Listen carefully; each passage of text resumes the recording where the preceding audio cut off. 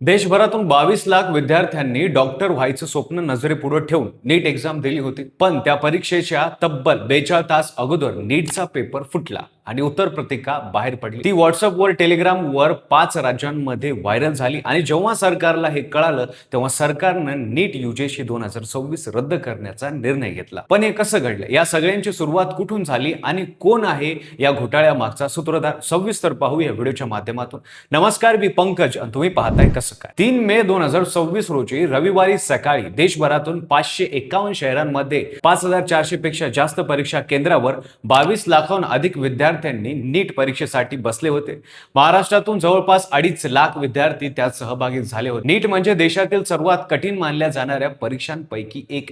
MBBS, BDS आणि इतर वैद्यकीय अभ्यासक्रमासाठी हीच एकमेव प्रवेश परीक्षा ग्राही धरली जाते.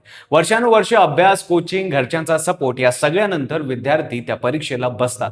पण यावेळी परीक्षा झाल्यानंतर 4 दिवसांनी 7 मे रोजी NTA ला पहिला इशारा मिळाला. कोणीतरी परीक्षेआधीच प्रश्नपत्रिका पसरवल्याची माहिती आली.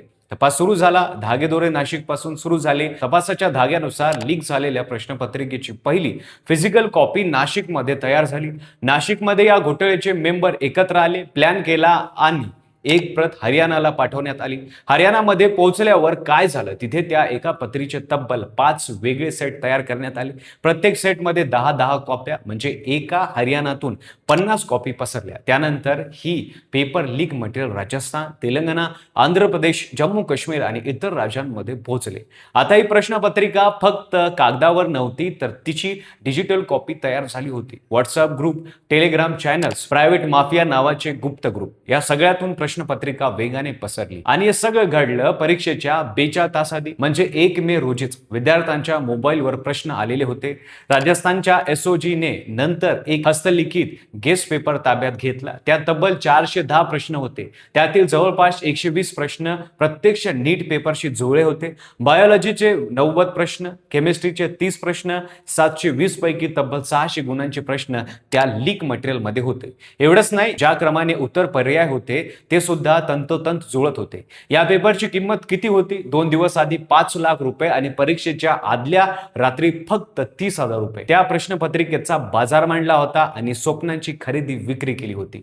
या पेपर लीक नेटवर्कचा मुख्य सूत्रधार आहे मनीष यादव. जयपूरमधून त्याला SOG ने ताब्यात घेतला आहे. मनीष यादवने प्रश्नपत्रिका छपाईसाठी जाण्याआधीच ती मिळवली होती. म्हणजे छपाईच्या आधीच ती बाहेर पडली होती. मग प्रश्नपत्रिका छपाई जयपूरमधील एका प्रिंटिंग फॅसिलिटीचे नाव सुद्धा यात आहे. या प्रकरणात आणखी एक महत्त्वाचे नाव समोर आले ते म्हणजे राकेश मंडावारिया. हाच तो माणूस ज्याने या लीक पेपरचे वितरण केले. राजस्थानच्या चुरू जिल्ह्यातील एका MBBS विद्यार्थ्याने केरळमधून हे हस्तलिखित मटेरियल सिकरमधील मित्राला पाठवले. तिथून ते UG hostels, coaching centres, career counsellors आणि विद्यार्थ्यांपर्यंत पोहोचलं. नाशिकमधून एका व्यक्तीला इंदिरानगर पोलीस ठाण्याच्या हद्दीतून ताब्यात घेतलं आलं.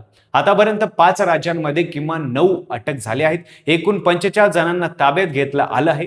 12 मे 2026 रोजी केंद्र सरकारने अधिकृत घोषणा केली की नीट एक्झाम UGC 2026 परीक्षा रद्द करण्यात येत आहे. पुन्हा परीक्षा होईल आणि त्याची तारीख लवकरच जाहीर होईल. NTA ने स्पष्ट केली की विद्यार्थ्यांना पुन्हा नोंदणी करावी लागणार नाही. शुल्क परत केले जाईल. आधी ज्या केंद्रावर परीक्षा दिली तिथेच पुन्हा परीक्षा होईल. तपास CBI कडे सोपवण्यात आला आहे. CBI आता NTA चे सगळे रेकॉर्ड, तांत्रिक डेटा आणि पुरावे ताब्यात घेणार आहे. राजस्थान SOG च्या ताब्यात असलेल्या व्यक्तींना CBI चौकशी सुरू होणार आहे. विरोधी पक्षांनी सरकारवर हल्ला चढवला आहे. काँग्रेसने म्हटलं आहे की नीट आता परीक्षा राहिलीच नाही, ती एक घोटाळा बनला आहे. MIMA ज्युनियर डॉक्टर्स नेटवर्कचे प्रवक्ते डॉक्टर ध्रुव चव्हाण यांनी सांगितलं की हे 2024 मध्ये सुद्धा झालं होतं. त्यावेळी आम्ही आवाज उठवला, त्यावेळी दुर्लक्ष केलं आणि आज पुन्हा तेच घडलं आहे. देशभरात विद्यार्थी रस्त्यावर आले आहेत. त्यांच्या मनात राग आहे, निराशा आहे आणि काही प्रश्न आहेत.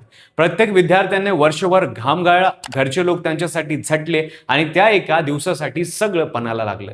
पण त्याचं ते स्वप्न, त्यांनी घालवलेला वेळ, घरच्यांनी केलेला खर्च यांची किंमत किंमत कोण मोजणार? आणि सर्वात महत्त्वाचा प्रश्न हा आहे की असं वर्षानुवर्ष का होतं? 2024 मध्ये नीट घोटाळा झाला, आरोप झाले, तपास झाला, फाईल बंद झाली आणि 2026 मध्ये पुन्हा हेच. जोपर्यंत यंत्रणा बदलत नाही तोपर्यंत जबाबदारी निश्चित होत नाही. जोपर्यंत यंत्रणा बदलत नाही, जोपर्यंत जबाबदारी निश्चित होत नाही, तोपर्यंत विद्यार्थी दरवर्षी एकाच जुगाराशी सामना करत राहील. प्रश्न फक्त नीटचा नाही, प्रश्न आहे की या देशातल्या गुणवंत विद्यार्थ्यांना न्याय मिळणार आहे का? तुम्हाला या प्रकरणाबद्दल काय वाटतं? तुमचं उत्तर कमेंट मध्ये नक्की सांगा.